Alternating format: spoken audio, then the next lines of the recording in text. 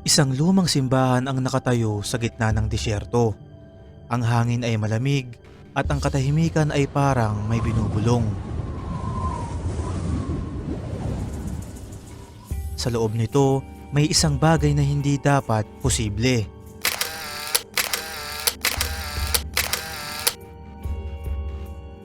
Isang hagdan, walang haligi, walang pako at tila lumalaban sa laws of physics. At ang mas nakakatakot, hanggang ngayon walang nakakaalam kung sino ang gumawa nito.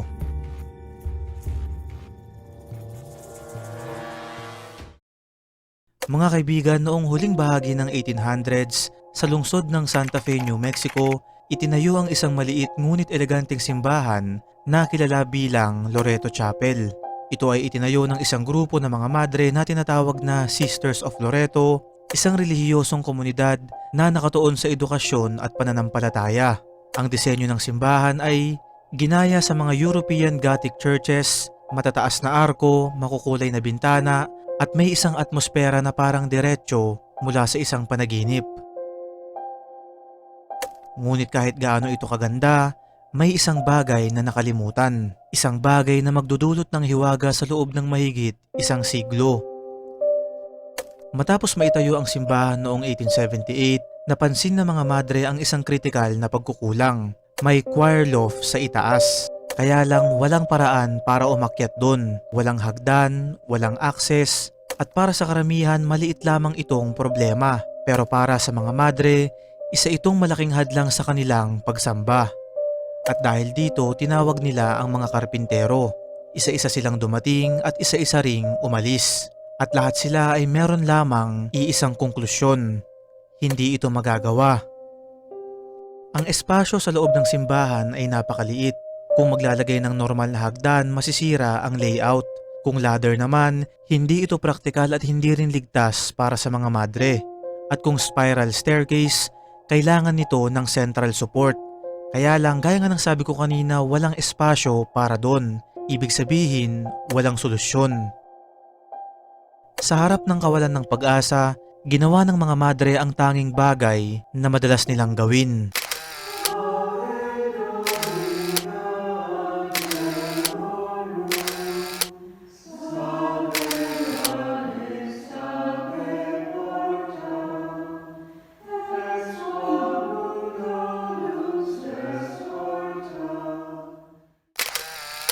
Isang novena, 9 na araw na panalangin, at lahat ito ay para kay Saint Joseph, ang patron saint ng mga karpintero. At ayon na rin sa kwento, siya ang tumayong ama ni Jesus. Araw-araw silang nananalangin, umaasa, naghihintay, at sa eksaktong 9 na araw ng kanilang novena, may dumating na isang lalaki. Simple ang suot, tahimik ang kilos at may kasama siyang asno o donkey. Meron din itong dalang toolbox, lumang kagamitan, walang modernong kasangkapan. Lumapit siya sa mga madre at nagsalita, "Kaya kong gawin ang hagdan." Sa bahaging to mga kaibigan, walang nakakaalam kung saan siya nanggaling. Walang nagtanong kung sino siya at mas kakaiba, wala siyang hinihinging kapalit.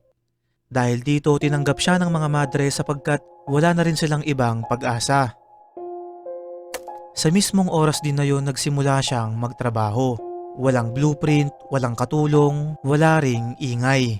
Sa loob ng ilang buwan naririnig lamang ang tunog ng kahoy at ang mga mahihinang pag-ukit.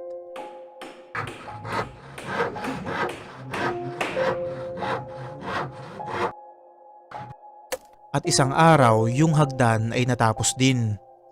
Isang spiral staircase, umiikot ng 2 buong beses, umaabot sa taas ng choir loft at tila nakalutang. Walang haligi, walang central support, wala rin kahit isang pako.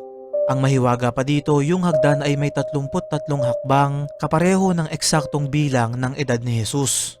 Ang kahoy hindi matukoy kung saan nanggaling at ang design kahit modern engineers ay nahihirapan itong ipaliwanag. Ngayon mga kaibigan, pagkatapos niyang magawa ng hagdan, bigla-bigla na lang itong nawala. Hindi siya humingi ng bayad, hindi nagpaalam, naglahong parang bula at parang hindi umiral. Para sa mga madre, iisa lamang ang sagot. Ang lalaki daw na yun ay walang iba kundi ang pinagdasalan nilang si Saint Joseph. They said a 9-day prayer in Catholic traditions known as a novena, asking St. Joseph to pray for them to Jesus to help them with their problem. On the last day of their novena, this man rides in off the desert on a donkey, an elderly man with a gray beard as they described him, and told them he had come to build a staircase. Sa paglipas ng panahon, dumating ang mga historian, mga engineer, mga skeptics at nagsimula ang iba't ibang mga tanong. At dito may isang pangalan ang lumitaw. Isang French carpenter. May mga records na nagsasabing siya raw ang gumawa, pero gaya ng ilang teorya wala rin itong solidong ebidensya.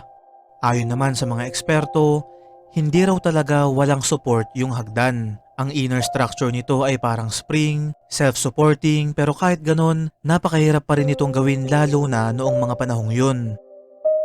Meron pang mas malalim na teorya na ang hagdan daw ay gawa gamit ang isang teknik na nawala na sa kasaysayan. Isang forgotten craft o lost knowledge kung tawagin ng iba. May ilan pang nagsasabing hindi ito gawa ng tao kundi gawa ng isang mas mataas na nilalang na may kinalaman sa isang divine intervention. Dahil sa misteryo nito, na-feature ito sa maraming palabas tulad ng Unsolved Mysteries, The Unexplained, at kahit matapos ang mga investigasyon nila, wala pa rin silang nakuhang konkretong kasagutan. At kung titignan natin sa iba't ibang bahagi ng mundo, hindi lang ito ang ganitong kwento. Sa Egypt ang mga pyramid, sa India mga templong misteryoso, lahat sila ay may iisang tanong, paano ito nagawa? Ngayon mga kaibigan, sa inyo bang palagay ang bagay na ito ba ay isang himala, isang gawa ng henyo, o isang lihim na nawala sa kasaysayan? Sa loob ng mahigit isang siglo, nakatayo pa ring matibay yung hagdan. At marahil, ang tunay na misteryo ay hindi kung paano ito ginawa, kundi bakit hanggang ngayon hindi pa rin natin ito nalalaman. So why does it stand? Nobody knows. Where does wood come from? Nobody knows. And who built it? Nobody knows. And that's why it's still known, even to this day, as the miraculous staircase. Ikaw kaibigan, sino sa tingin mo ang gumawa ng mahiwagang hagdan na to? Ibahagi mo ang iyong opinyon sa comment section at magkakasama natin itong pag-usapan. Ano na pa man mga kaibigan ay wala pa rin sino man sa atin ang nakakalam kung totoo ba to o hindi. Kaya nga sa atin ito lang ay isang hiwaga.